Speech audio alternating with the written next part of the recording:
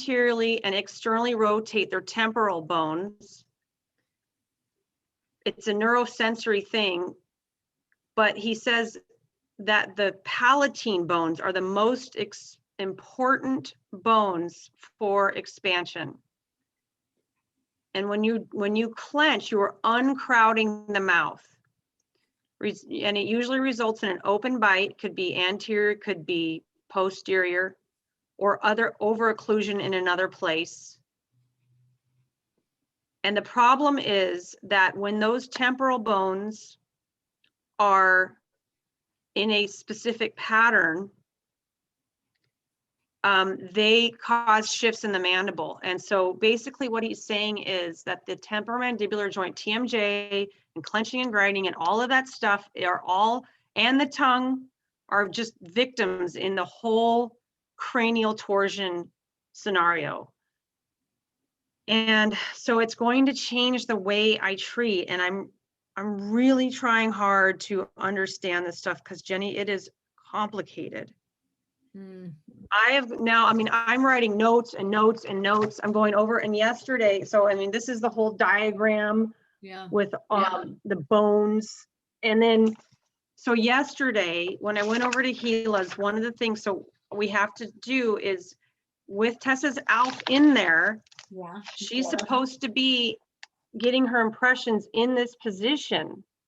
So she has to be at 30 degrees of neck lordosis and a 45-degree hip flexion with the knees bent like that in order to get that cervical lordosis in neutral. We're trying to get the neutral, get the bite registered. So I did that yesterday, and I wanted to spend, Gila she's like, oh my God, they've all been taking these impressions in a state of non-neutrality. Right. So the purpose of that is because we're going to put her in another device called the MMOO, which is the MMOO, which is a maxillary mandibular occipital occlusal orthotic. That's what he wanted me to put Bella in. So if they're in an ALF, you can put it over the ALF, because the other one, just the MOO, gets our anterior guidance. Those are for people who probably have not had anything done yet. There's a whole nother lecture that they call Privy and PRI that we had access to understand when and how. And so here's the thing. I'm trying to get Gila to review the material, and next Friday, on Good Friday, I'm going to go over there. I think we're going to videotape this. I'm going to have her do it to me, because there won't be anybody there. And because I need one, so this is what's going on, Jenny. So so I've had my, the ALF, look how twisted my teeth are in the back. Yeah. Look at the occlusion. Yeah, it's like out. They're like kind of angled out. So what I've been doing in the meantime is putting that thing in that, where is it? The little mouth guard for the time being at night. I have no sense of my left side of my body, because I do not occlude correctly over here, because my teeth are hitting wrong. And yeah, I have plenty of tongue space. I've got great tongue tone, but I feel like crap. I don't sleep well. I sleep better. What does Cruz say about all this?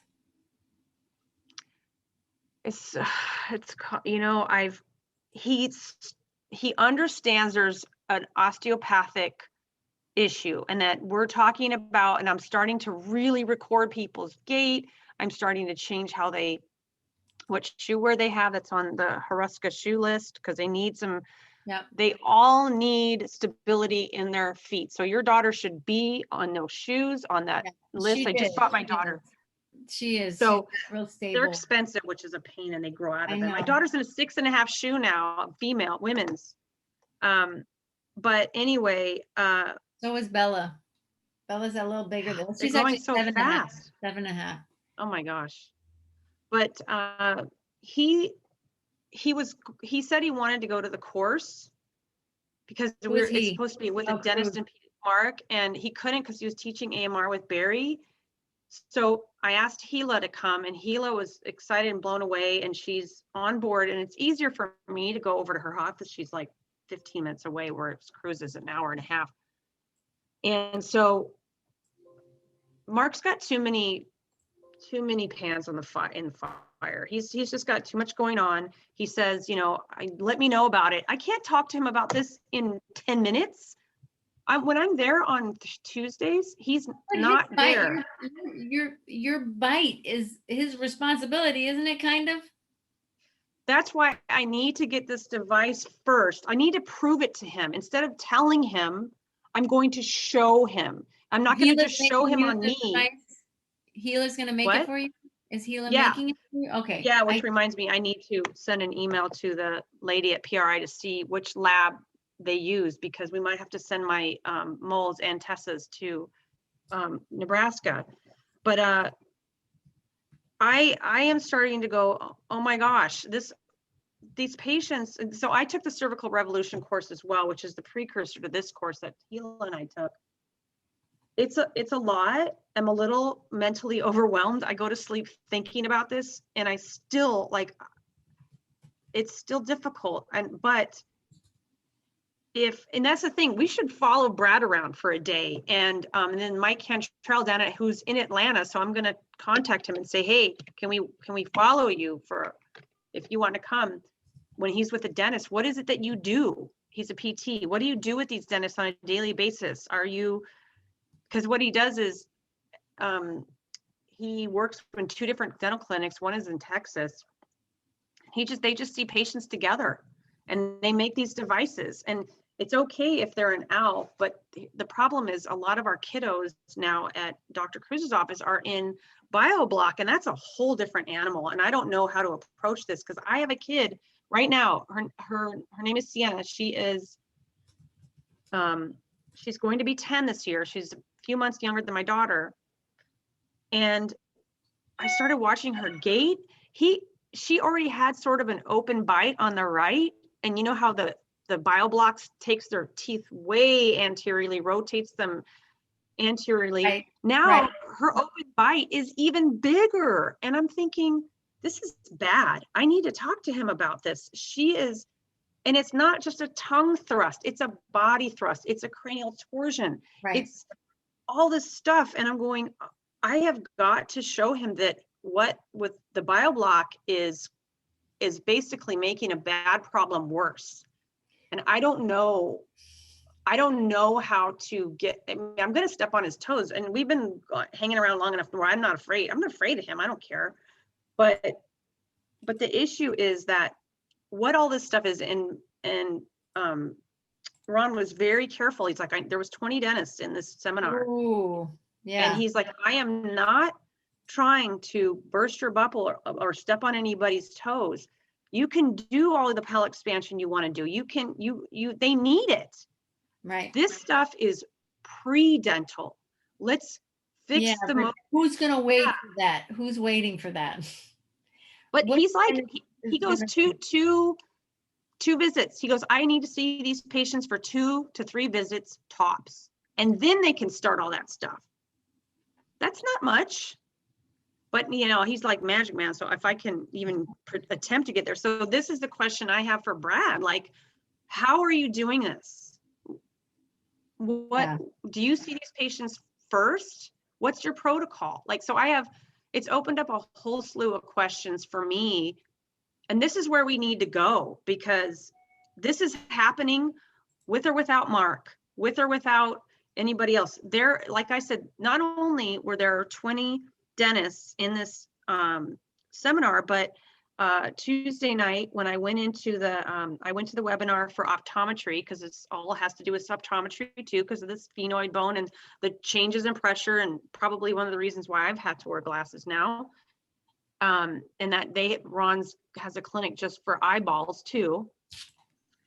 And it's all to do with those cranial torsions too, because 7 bones touch the eyeball in the head. Yeah. And so he said that I went to his clinic, and he has all that stuff. His it's pretty big, and he has like all this. He looks like an optometrist. like, Yeah. and then he's got podiatry stuff, and it's really interesting. Yeah, so that's called behavioral optometry, and there was a webinar about it on Tuesday night with AAPMD that Brad was hosting with Howie, and Brad uses behavioral optometrists in his office, and Cool. so there were, and they asked how many PTs are on this webinar, and it was one of those any meetings, so you can't see people's faces. Yeah. But you can see them type. So Cynthia was on it, and because she had some questions about babies and convergence of the eyes. And so I think there were, when I counted, there was about 14 to 15 PTs out of like, I don't know, maybe 70 people max. So that's a lot. We're going to have a huge influx of PTs coming in September to Atlanta, and we have to start really getting ready as our little group to talk to them about these things and say, hey, we need to start looking at different things, and this collaboration is going to change the way you practice. Yeah. And either you're going to have people on board, or you're going to have a conversation that is going to be uncomfortable, or both. But this is the wave of the future. And so it's exciting and scary all at the same time, because we have to let go of all of our biases. And that's where people get upset. You're like, they don't want to change what I'm doing. They think is working. Right. So it's a lot. And so dentists are definitely disconnected, honey. They're disconnected if they don't get it, unfortunately. Yeah. But they're going to have to, if they're showing up and they're starting to go to these lectures, because I'm pretty sure Ron is lecturing again, Greg is lecturing again, and we're going to have a bigger contingent. Gila can't go. I'm pretty bummed. Where? To Atlanta in September. What's the date again of that? Could you tell me? It's the 24th through 26th. Let me look at my calendar. Is it in person? Yeah, so that's until they say something different, but by then so 23rd, 24th, 25th, 26th. Okay. I don't see anything right now. Yeah, mark it in. Let's get a room space, save some money. Yeah. I'd be fine with that. 20. Because you might be asked to speak. 23rd. FYI. Yeah, Brad just sent me an email about speaking at that webinar thing with Howie's thing on LinkedIn, and I don't ever look, and I'm like, oh, that was from February. He wanted to see if I could speak in March or April. I don't know. AAPMD. Listen, I don't have a ton of time right now, but I wanted to talk to you. AAPMD. Oh, by the way, I think you were losing Mary there. She seemed to, I think it was information overload for her. I know, and that's the thing. Like Atlanta. It's through, what was it, the 26th? Yeah, so 23rd. I'm going to try to go maybe on the 22nd or even 21st to see if I can follow Mike Cantrell around. He's a amazing PT, just off the charts. Yeah, he was lecturing. He lectured my cervical revolution course in Chicago remember I was there. Oh yeah. 2019. And is he from here, or he's from Atlanta, you said? He's from Atlanta, and he teaches at a university there. He had a gigantic clinic that he ended up letting his wife, ex-wife, I should say, have. So now he basically sees patients with dentists, and he teaches at a local university, a small university right there outside of Atlanta. Wow. So a couple things. Do you know who Sal Rodas is? Yeah. Sal sent me, I had a little flyer on my breathing clinic online program, and he sent me a cute text saying, hey, I like your flyer or whatever. And I said, oh, Sal, how did you find that? And I said, would you like to see the program and give me some tips on what you think? And he wants me to change it. He says it's very good and the material's great, but it's It's like too overwhelming. It's too much. It's too much. He wants me to, he goes, all the stuff that you do to explain is fine, but don't put it in the beginning. Put it at the end when people want to know more, that they can click on it. He's like, as a consumer, he wants to get right to the exercises. He wants me to tell him when to do what and how often, how long, and what's to do the first week, what's to do the second week, and I'm like, the way I teach these, it's just to lay it all out and to give everybody the information, but it doesn't really guide them around. I give them a synopsis at the end, and I say, okay, now you're doing this and you're going to try these exercises to open up the throat, to open up, to tone the tongue. But I don't know how to structure it in a way that it's not just too many things all at once.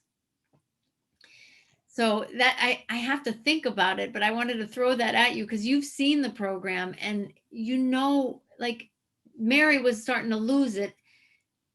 Yeah. It's like, I think I'm trying to put too much in one thing. Yeah, and especially like, I think if you could think about David, because he's got special needs, if you can get it to where he understands it, then you're probably in a good place. And that means you're going to have to strip it down. And I think for medical professionals, it's perfect. That's what I think. I think I was moving it over to do it for medical professionals, and it just gives them everything, but it's not really conducive for the patient to follow. No, yeah, you can make it easier. You can take out the slides about the Bohr effect. Yeah, Sal's like, that's too technical. All that stuff is too technical. He goes, for professionals, it's fine, but like week 1, if they could just be cleaning their nose and taping and slowing down their breath, that's good for 1 week, don't you think? Like, just make it simple. Yeah. That they practice that. Yeah, get good at that. You can say why and just show them the side face thing. Yeah. And then tell them, like, scare tactics. You want to get sick? Here, don't do anything. One of the things that like Ron was saying, he goes, what you clench? When you clench your teeth, you clench your hip, your acetabulums. You clench your shoulders. You clench your upper cervical spine. You know what that's called? Faster aging, premature aging. I was like, yeah. So that works. I mean, let's face it, if you do nothing, if you have sleep apnea and you have a history of heart disease, your incidence for all this stuff with this clenching and grinding and forehead posture and anxiety, you add those things up, you put that in. So you talk about it, and then you make a picture of that equals heart attack. Scare people, give them a reason to come back. Hey, I don't want to leave I think it is important to be a little harsh and say, hey, you want to leave this planet early? Then do nothing.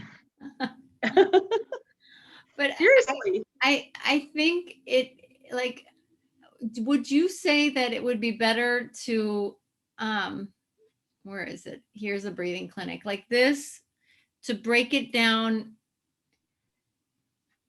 like breathing clinic 1, breathing clinic 2, breathing clinic 3, like this could be. Yeah, you keep that the way it is, and maybe you take, but I don't think that anyone should get more than 3 exercises every time, because they won't. So you give them the nasal clearing the first time around. Yeah. And you tell them why. And then you talk about lip taping, because you got to put those 2 things together. Yeah. And then you give them their first exercise of reduced breathing. So you can do you got to do your control pause because you got to get a baseline. So I mean, that's already, that's nasal clearing with you mean saline rinses, right? Yeah. Saline rinses, taping, dilators, and CP, and then reduce breathing. So the first episode is really about the products you're going to use and one exercise. That's it. Because if you, that right there is already overwhelming for some people. That would be enough. But so would that be one course? I don't know how to structure this. I really. Are you in number one? Right now, getting started is this. Okay. And that's already a lot because they got these, I mean, Sal. Well, they're supposed to fill that out beforehand. Yeah, and Sal goes, Jenny, don't, because I put a video saying, you know, if you want to track your progress, he goes, no, you say, you have to do this so that you can make sure you're getting better, and you tell them, you know. Yeah. Well, yeah, you will find. So I need to, he goes that, I just feel like, I don't know how, I have to talk to my web designer whether or not, like, I just break up this into maybe, like, do you think the mask wearing needs to be in it? It's pertinent right now. I mean, I would leave it there, but I wouldn't talk about it. Just say, if you'd like to learn more about masking, because I mean, hopefully we won't be doing that much longer. Right, I know. So, but yeah, I would, you might just say, hey, if you want to learn more about masking, here's that. And realize that you can wear your mute in there, because like when I go skiing, yes, I do too. I wear the mute. Actually, I found that the Breathe Right strips are the best, because if you have a mute in, like I go walking and running with my mute, or the turbine, same thing. And that's why I want to get the magnet one, because you have to blow your nose, and you have to really take it out to blow your nose. I know. Especially when you're walking in cold weather, your nose starts running. That's totally normal. Yeah. And then you have to take it out to blow your nose and put it back in, take it out, put it. That's why that magnet one is really the best. But it's $50. I know.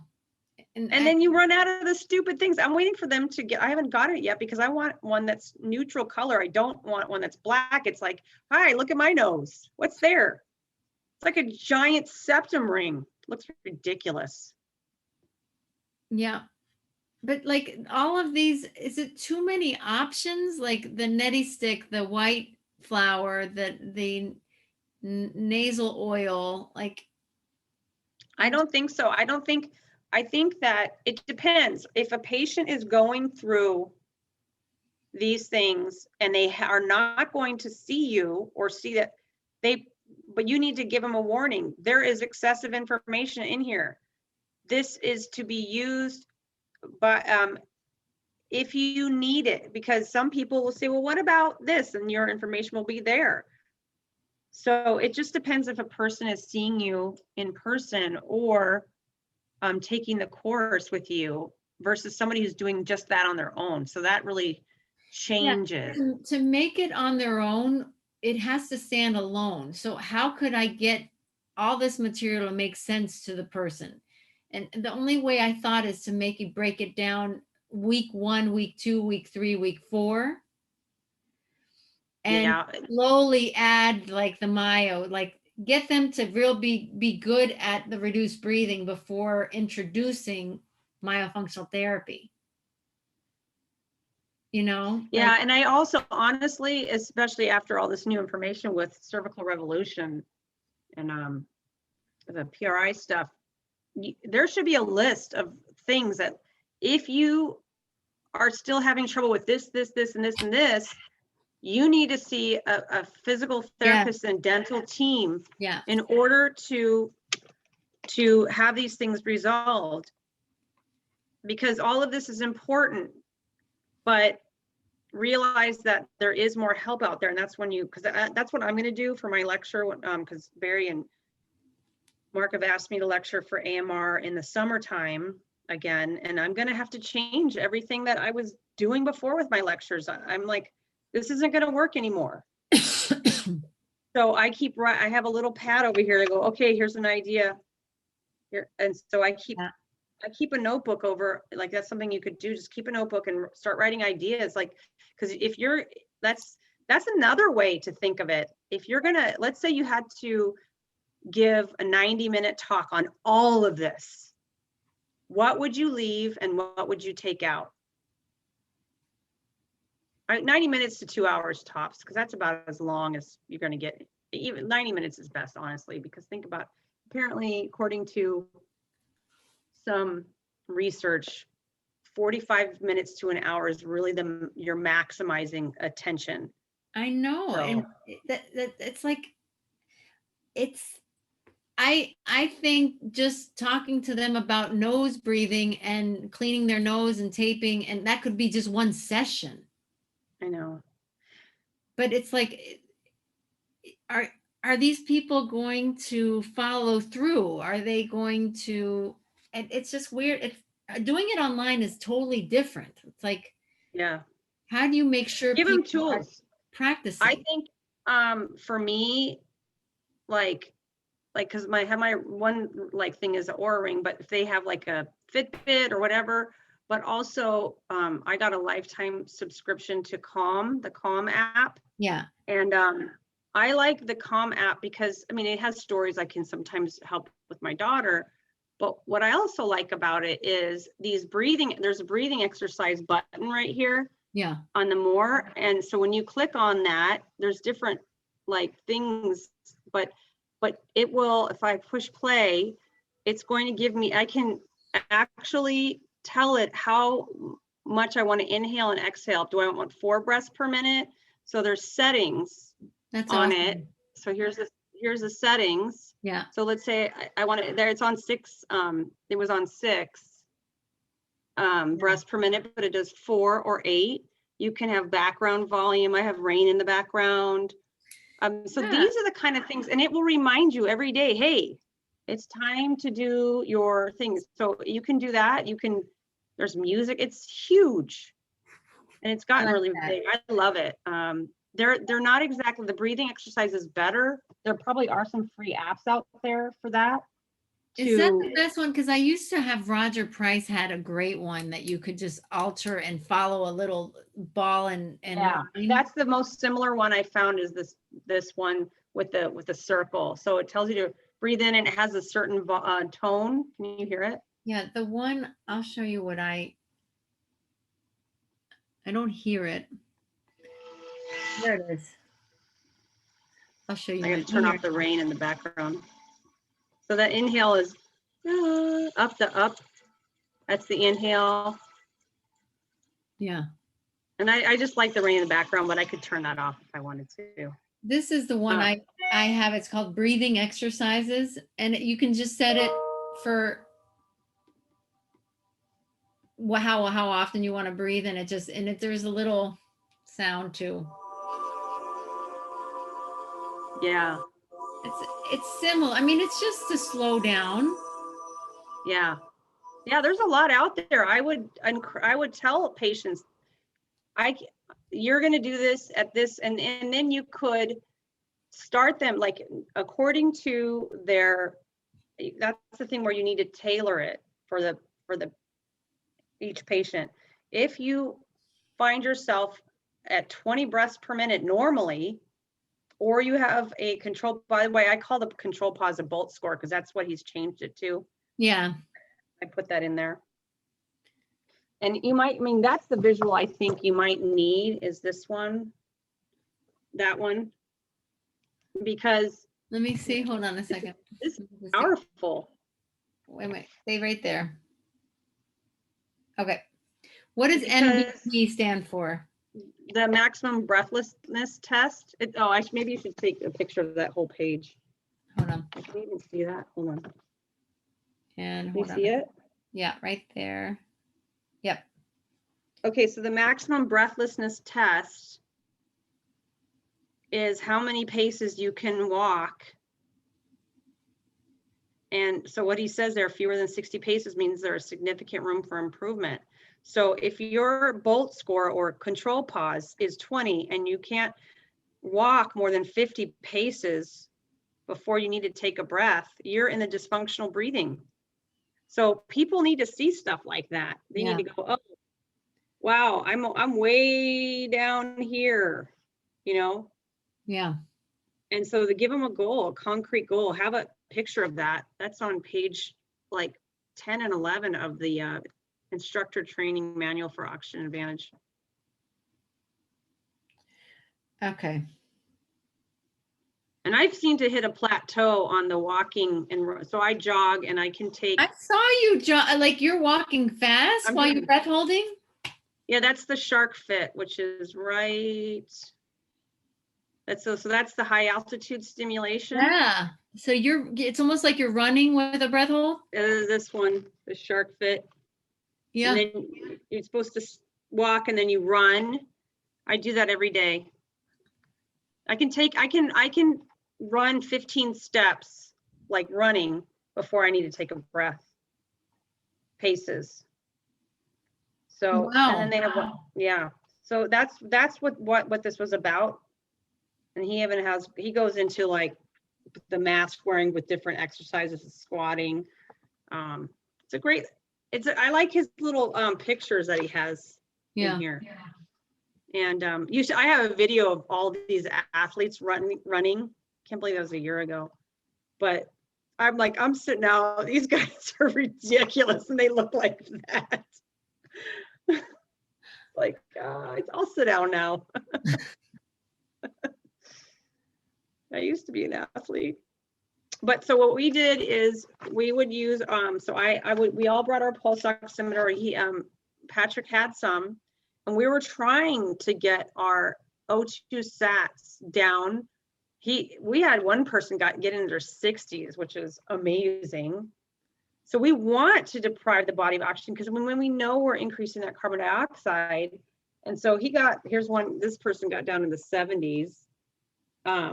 But I think the lowest I got was in the like 78. Wow. But then and you want that. So that's the problem. People think, oh my God, people are desaturating. That's good for the body in the short term because that stress improves your resilience. Right. And so this whole thing about we have to be at 98%, 100% of the time is not true. I might have to take this Oxygen Advantage. I have not taken Oxygen Advantage. It's the same thing. It's just the same thing on a sports level, and it just takes it to another level. And honestly, the first 3 exercises are the same. So he starts out with the warm up with a mini small breath hold, which you did today. Then he goes through the biochemistry, the biomechanics, and the paced breathing. And then, so it's just, all he did was fine tune it. So that's what you need to do with your thing. That's all he did. Yeah. So again, yeah, he calls it, so the control pause is a blood oxygen level test. That's what that is. Blood oxygen level test. Yeah, that's the control pause. And there's a reason why you should ask him someday, why did he change the name? I think he was trying to make it more medical termed. And I think he was trying to get away from it being Buteyko. It's his now, you know? Yeah. I think he also... Buteyko anymore. If he calls it control pause, it's Buteyko. Yeah, and he also, I think he's having a little bit of competition with Rosalba Courtney in Australia. With who? Rosalba Courtney. She teaches this stuff on a more medical basis. And when I asked him last year, I said, would you be interested in doing another lecture at AAPMD? And he goes, I would love to, but Rosalba Courtney is scheduled and we occupy the same space. Oh. Yeah. So you can go online and see a few of her lectures. It's very similar, but it's on a much more medical basis. So the problem that Patrick is running into is that people want the sign, they want the person with the MD behind their name and all this crap. And it's like, you don't need that. That was the whole point of James Nestor's Breathe book. Right. It doesn't matter. What Patrick's done is amazing. Yeah. He's And amazing. don't shoot the messenger. It's the message. Right.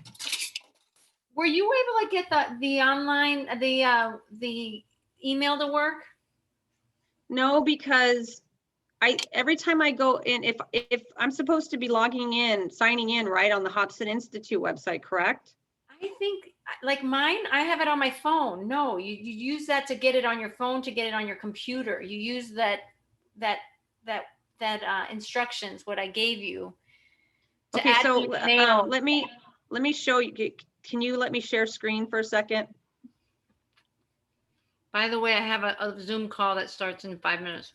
Okay, so I just wanted to show you. Let you know. Where is? Oh shoot! Hold on.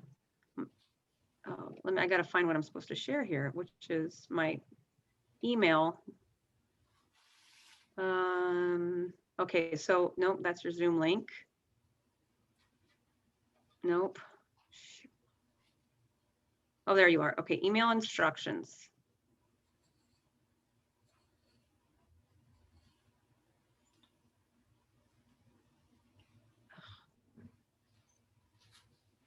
Where is it? Okay, sorry. Trying. Okay, I'm gonna share now.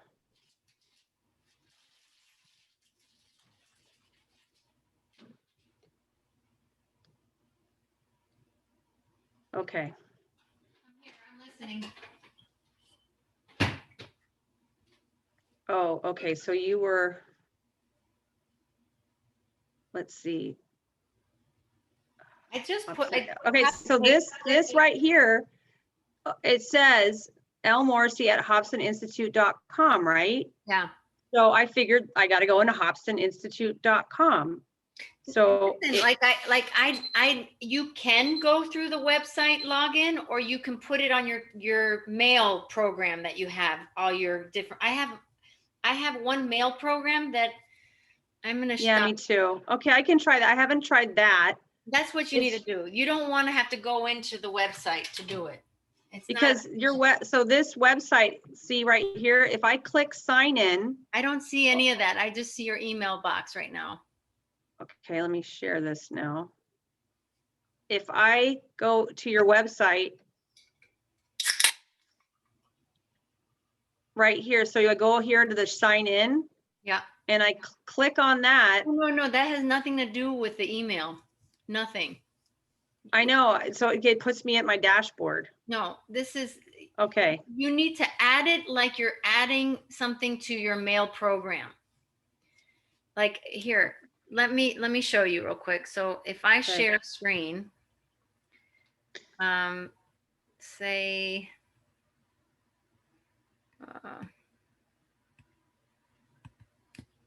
okay, so do you see my screen? Yeah. So if I go to mailbox, take